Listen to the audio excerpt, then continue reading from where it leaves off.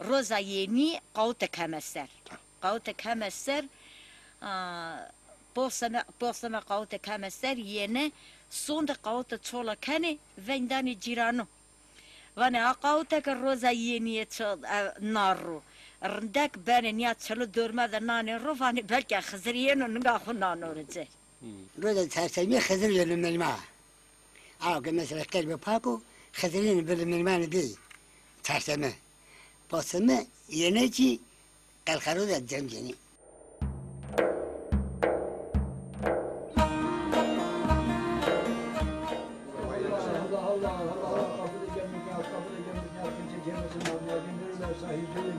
kadar kalkan ola böyle bekliyor. Allah Muhammed ya.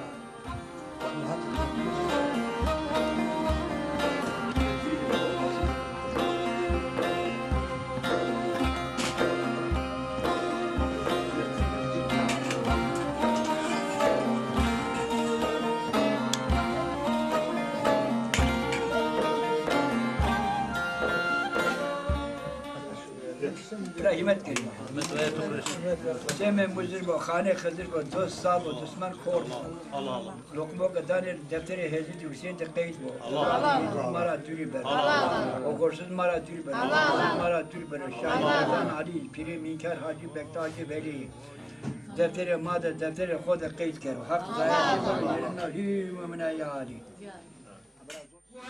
وای جمعیت یک برای گلایی سجده جنیل جایی جیه حامد بالایی لابد سلطان سر بالایی لکت خرامه دارم جای کرو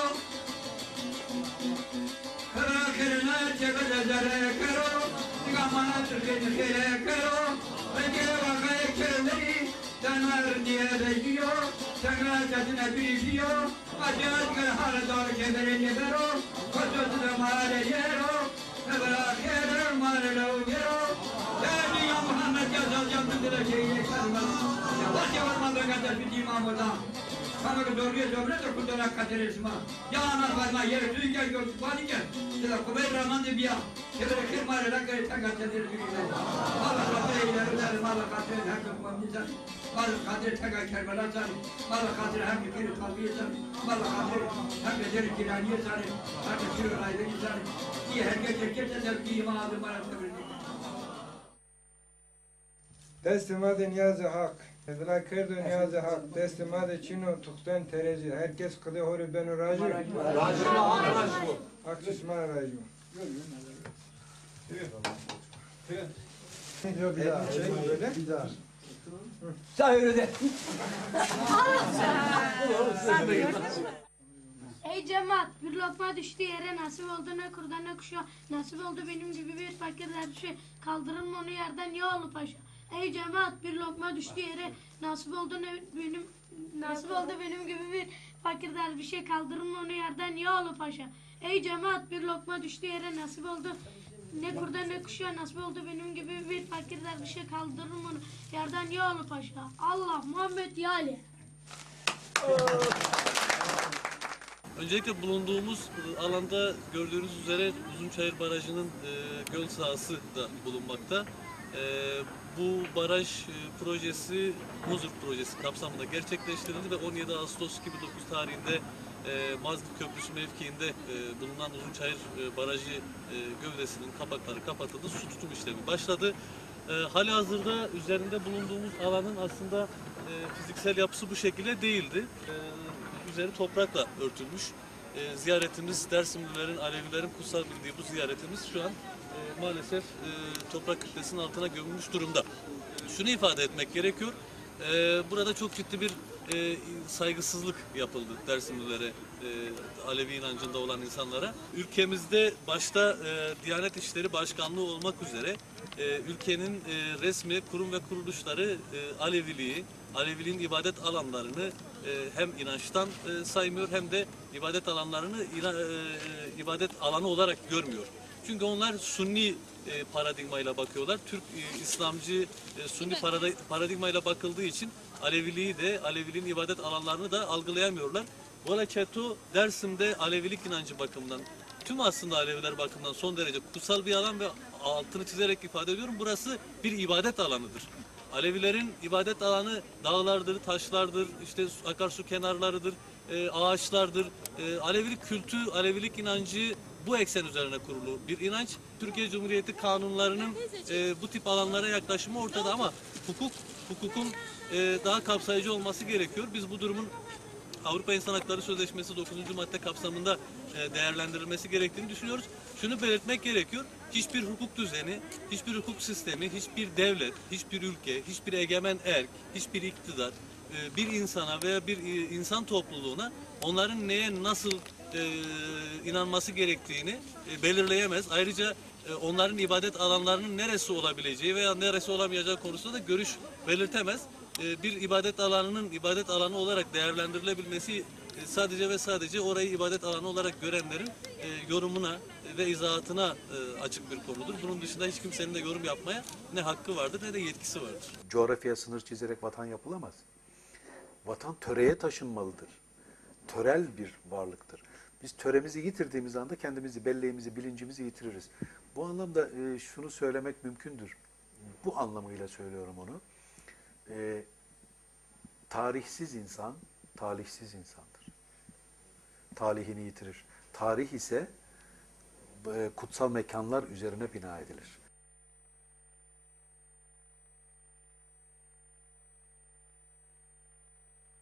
Biz 60 yıldan beri göç veriyoruz. Büyük göç verdik. Şimdi neredeyse boşalmayla baş başa bıraktık.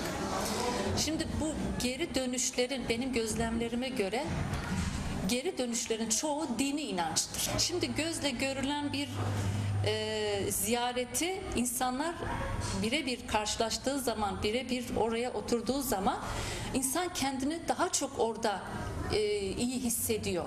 Ancak bunları kaybettikten sonra bizi oraya neler götürecek, onu hangi değer götürecek bilemiyorum.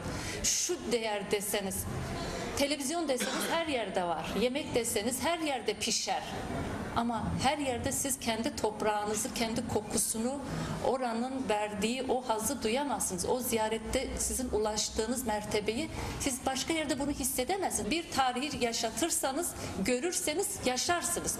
Görmezseniz duyarsınız, okursunuz, geçer gider. Ama yaşamamız için, bu adetleri sürdürebilmemiz için, geri dönüşü sağlayabilmemiz için bu değerlere sahip çıkmamız gerekiyor. Şimdi biz kadim bir kültürüz. Kökleri de Anadolu'da. Biz nasıl yaparız bu hatayı? Bunu başkaları yapabilir. Biz yapmamalıyız. Bu ülkeden, yani bu töre anlamında bu ülke diyorum. Coğrafyayı gene vurgularken ama bu coğrafyanın topografyası da var. Onun üzerinde manevi bir topografya da var. Bir töre var. Bu töreyi yitirdiğimiz an bizim toprağımız olsa biz kimiz? Benim kanaatim şudur efendim. Hızır İlyas meselesi kimlik sorunudur. İnsanlar kimliklerini nerede bulacaklardır? Yüzer gezer kimlik olmaz. Kimlik sabit olur. Onun etrafında, yani bir hak diyoruz biz.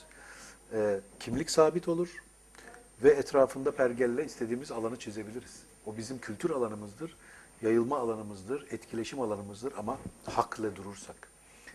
Ve haksızlığa uğradığımız zaman veya haksızlık oluştuğunu gördüğümüz zaman buna eğer baş kaldırmazsak, bu illa isyan etmek manasında söylemiyoruz. Haksızlığı engellemek ve hakkı tesis etmeye yönelmezsek kimliğimize ihanet ederiz. Golaçeto ziyaret alanının sular altında kalması sebebiyle Tunceli Cumhuriyet Başsavcılığına başvuruda bulunduk. Savcılık takipsizlik kararı verdi.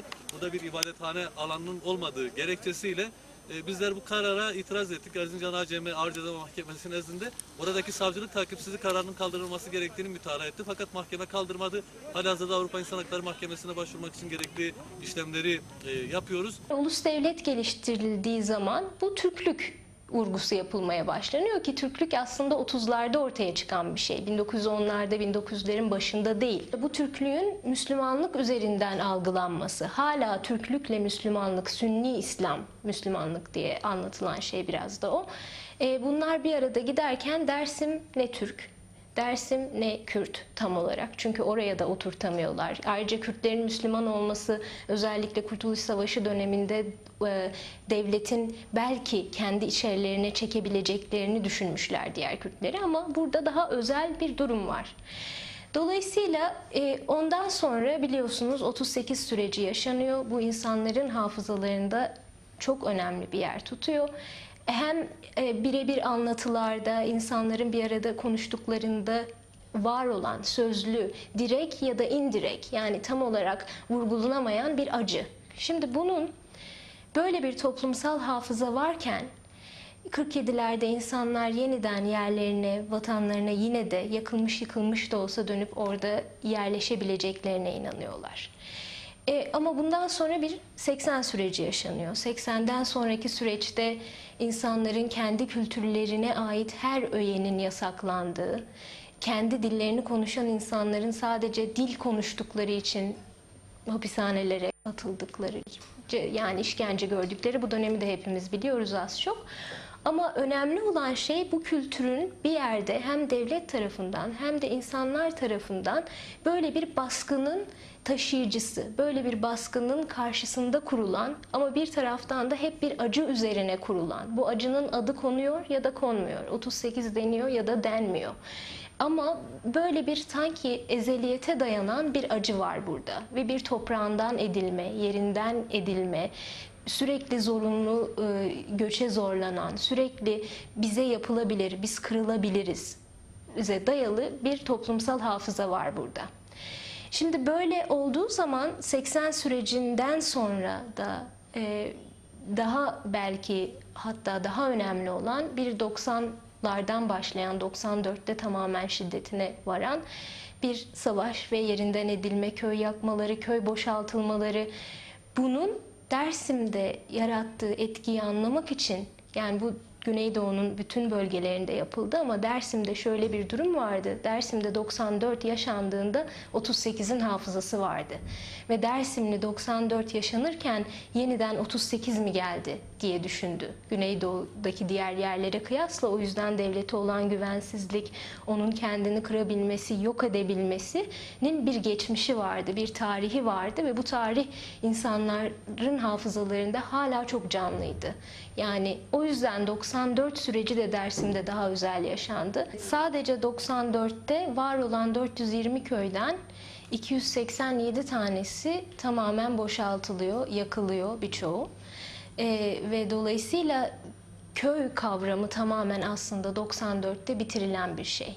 Dersim'de sadece insanın kendisine yönelik bir politika değil, toprağına, taşına, dağına, o yaşam şeklinin aykırılığı üzerinden kurulan politikalar var. Dolayısıyla insanlar ya bu yaşam şekillerini bırakacaklar, kentlere göç edecekler ya da orada bu koşullar altında bu toplumsal hafızanın da getirdiği sosyal, psikolojik, üstelik de ekonomik, asker baskısı, karne, tarım yapılamama, hayvanlara el konulması, insanların hayvanlarını 90 süreçlerinde özellikle 94'te yok pahasına satmaları, çünkü hayvan alacak kimse yok.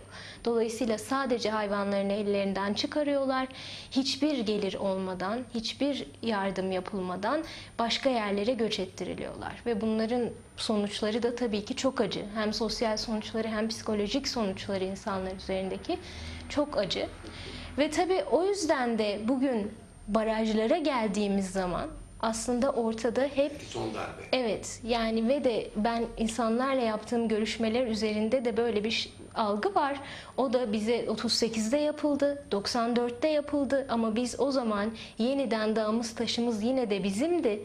Biz oraya geri dönebilirdik. Her zaman orada var olan, yakılsa da yıkılsa da yine de en azından toprağın kendisine, dağın, taşın, nehrin kendisine yine de müdahale edilmeyen bir noktadaydı. Hem 38 hem 94. Ama bugün Dersim'e yapılmaya çalışılan şey aslında Dersim'in kendisinin, coğrafyasının, doğasının da yok edilmesi.